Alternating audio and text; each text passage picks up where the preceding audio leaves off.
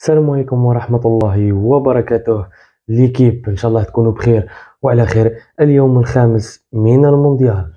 قبل ما نبداو، قبل كل شيء كالعادة الناس اللي راهي تشوف فينا لأول مرة أبوني وفعل جرس القناة باه يوصلك جديد. تابعونا كذلك على صفحتنا الفيسبوكية AZ Goal TV اللي تلقاو فيها كل ما يخص مونديال قطر 2022.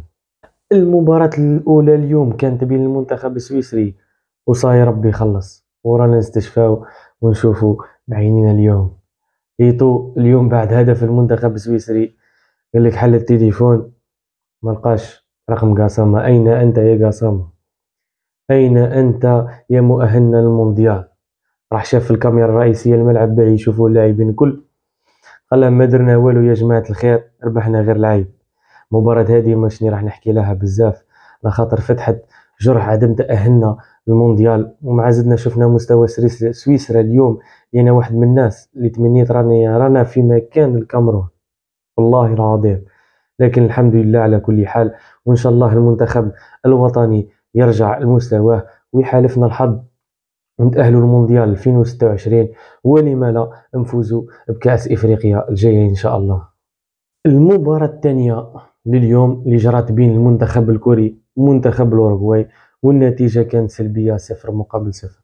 مباراة في شوطها الأول نجم نقولوا أنها كانت متكافئة بين المنتخبين في الأداء والسيطرة. المنتخب الكوري اعتمد لعبه على الأطراف، يخرج بالكرة خاصة من الدفاع للهجوم باه يتجنب الضغط اللي فرضه منتخب الأوروغواي، خاصة في وجود فالفيردي لاعب ريال مدريد اللي قدم مردود طيب اليوم في وسط الميدان. ولاحظنا كذلك سون لاعب كوريا اللي منحل زملائه الحرية. هادشي جاء انه منتخب الأوروغواي لاعبينه 2 ولا 3 ديما تركيزهم عليه، منح حرية لزملائه وعزل هو روح ما يخليوهش يلعب حرية. والمنتخب الكوري كذلك كان جيد في الضغط العكسي ومنع مرتدات كثيرة. المنتخب الأوروغواي قطع لهم شحال من مرتدة كانت خطيرة.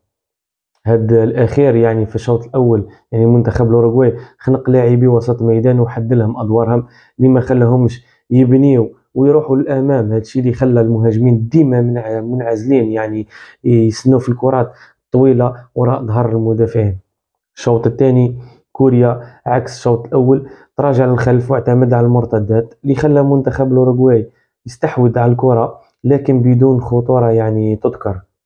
شفنا فالفيردي في الربع ساعة الأخير اللي راح للأمام ولقى حرية هجومية، وزاد كي دخل كافاني فتح ومساحات وخلق فرص. المباراة الثالثة لنهار اليوم كانت بين البرتغال وغانا اللي انتهت بنتيجة 3-2 لصالح البرتغال. الشوط الأول يعني ما شفنا فيه والو، غانا متكتل في الدفاع، البرتغال مستحوذ على الكرة لكن بشكل سلبي، ما كان حتى خطورة من المنتخب البرتغالي. الشوط الثاني العكس تماما، غانا دخل ثوب هجومي وبدفاع متقدم والضغط في وسط الميدان. كادوس كان هو مفتاح اللعب ونقل كرات كثيرة من وسط الدفاع حتى الهجوم، وبخروجه غانا خسرت كرات كثيرة في الوسط.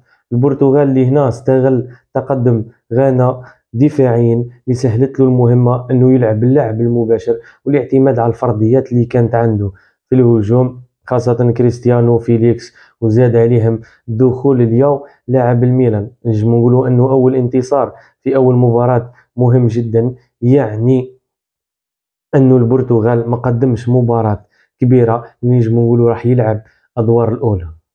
المباراة الرابعة والأخيرة النهار اليوم جمعت بين المنتخب البرازيلي اللي فاز على المنتخب الصربي بهدفين مقابل 0. الشوط الأول شفنا أنه الصربيين قدموا أداء رائع دفاعيا، اللي كانوا يدافعوا ككتلة واحدة ويتحركوا من اليمين لليسار كأنه كتلة قاعدة تسير ما بين اليمين واليسار وبعدد كبير، خاصة في الخط الخلفي يعني قلب الدفاع. كانوا 4-5 مدافعين في مركز واحد. البرازيل كعادته يعني هجومي 100%، اللي وصل انه لعب خطة 2-3-5 بتحول دانييلو على الجهة اليمنى وساندرو على الجهة اليسرى يصبحوا في خط واحد مع كاسيميرو. الشوط الثاني البرازيل ضغط اكثر وراح الامام بزاف، نيمار وباكيتا كالعادة مدوا حلول كثيرة للهجوم اللي خلات ريتشارلسون ينجح في مهمته كقلب هجوم، وسجل هدفين، والهدف الثاني أجمل أهداف لحد الآن في كأس العالم قطر 2022. ومن الممكن ممكن يخرج هو أحسن هدف في المونديال.